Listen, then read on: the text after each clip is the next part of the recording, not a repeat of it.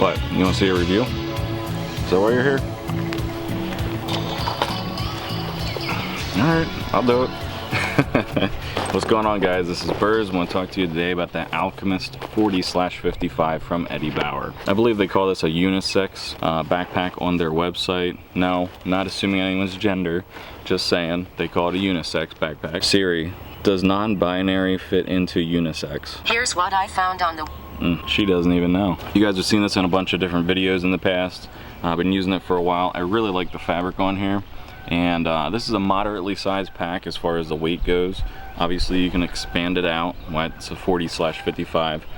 The weight is a little bit heavy in my opinion.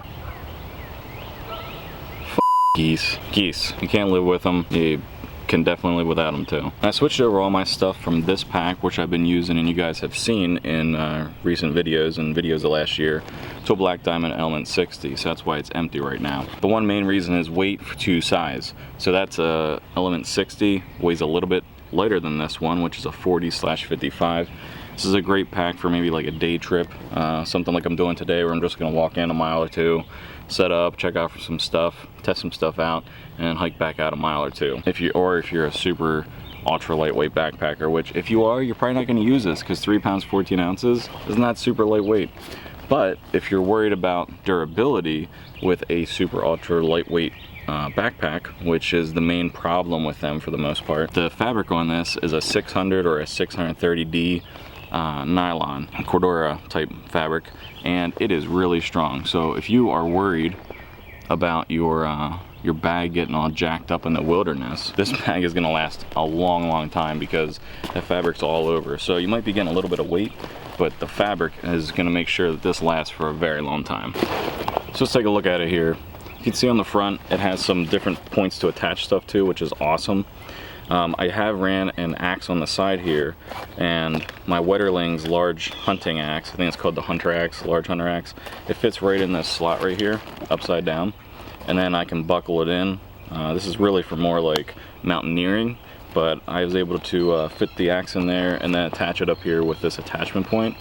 So there's a lot of different ways you can attach stuff on the outside of this, which is really cool. Just like I said, it's more for mountaineering, using in climbing mountains, ice picks, that kind of thing. But you can always multi-purpose things to what your need is. So I was able to multi-purpose this or use it for a different purpose, which is throwing an axe on here and using it for backpacking. On the front, as you can see, you have a zipper. I'll go ahead and undo the side. On the side here, you can see it has these hooks and then you tie them tight. So that's saving a little bit of weight. These are metal. I believe they're aluminum, so they're really tough. You can open this pack up all the way down if you'd like.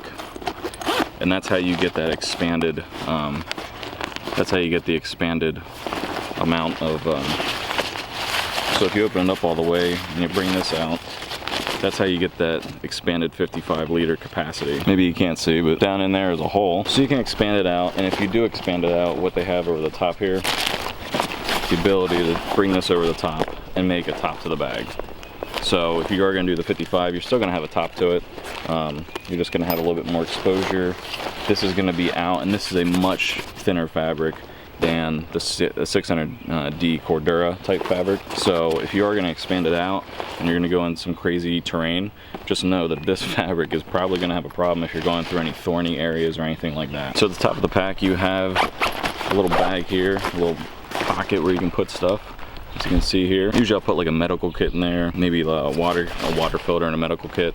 Normally you go in here, I want to have quick access to both of those, or easy access to both of those, so they fit in here nicely. As we switch to the back of the pack, the waist belt is removable. So you want to lose some weight, or you're not a huge fan of waist belts, you can come in here, use the Velcro, take it out, and you don't need to use the waist pad. Super lightweight and relatively thin on the shoulder strap. I have found that if you overload this thing, it can be slightly uncomfortable, so I would keep this in the under 40-pound range.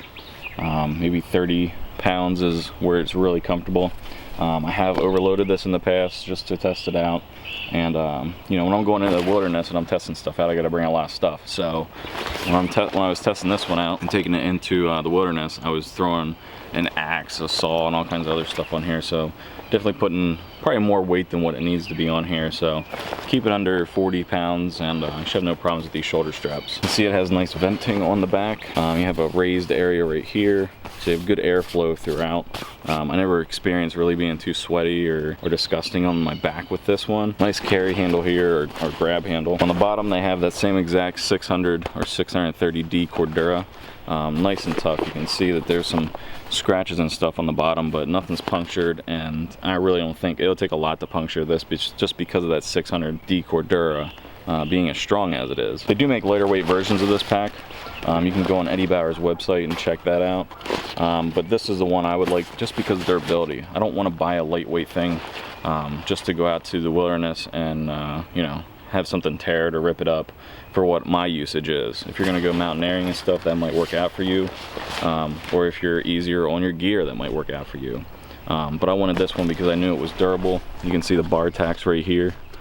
Everything's bar tacked very well. Great stitching on this bag. As far as what I put in this bag, what I normally would have in it, I'd have a tent, lightweight tent, super uber lightweight tent, a pad, not a maxi pad, just a sleeping pad, hydration of some sort, an axe, a saw, and granted I would use a lighter weight saw. I wouldn't use the Bob Destrudes just because of the size of it. On the side of the pack you don't have the pockets on the side for me to easily put it in there, so I never took that one. I took a different saw. Some food, some clothes, you know, just fit it in here. And like I said, if you're going on a day trip, this would be great for you. Maybe if you're looking for a get home bag, something to throw in your trunk, just in case of emergency kind of thing, this would be a great pack. But I don't think you want to spend that much money. This is about $200 for this. So do you want to spend that much money on something that's going to sit in your car? Probably not. If it's on sale, I think it would make a great one-day kind of like hiking bag if you're looking to, you know, have something that's going to last probably the rest of your life, just because of the way that it was, you know, set up and the durability of it. So hopefully this this review helped you out. I've been using this for about a year. Like I said, there's scratches all over it from going through a bunch of thorny areas and stuff going backpacking. But you know, nothing's worn out. There's no problem with it whatsoever. So if you've been looking at this, I definitely say if it fits your budget and if it's the need that you're going to use it for, I think it's a pretty good bag to take a look at, you know, and compare it to other bags out there on the market. Is this the most ultra lightweight? No, they do make another version. So I'm assuming the construction's the same on the whole Alchemist line. So so if you're looking at the lighter weight version, I think it would be set up in durability wise, not durability wise, but craftsmanship wise, I think it's going to be pretty similar. The one main thing with this bag, and they do it for a reason because they don't want to have a lot of stuff on the outside, it's going to get hung up when people are climbing mountains and stuff, is they don't have like pockets and they don't have areas to really you know, stow and go things. You look at backpacking packs, you have usually on each side you have a pocket down here for hydration. You don't have that on here. So all I did was I just attached my Nalgene to one of these little connectors and hooked it onto the top here, and it kind of flopped around. You could always throw a hydration bladder in here. There is an area for a hydration bladder on the inside right here. So if you are looking to do that, right here is an area for the hydration bladder. You can see it is an internal frame right there. Is it a super strong frame? No, and that's why I say don't use, you know, don't overpack it. So if you're in the market for an interesting bag that goes from 40 to 55 liters, I would definitely check this out.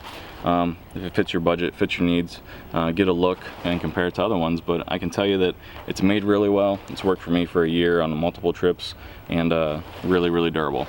So if you guys have any questions or anything, let me know. If you guys have used an Eddie Bauer backpack of any kind, go ahead and put down below what your thoughts are on it, how it's worked out for you. And until next time, later.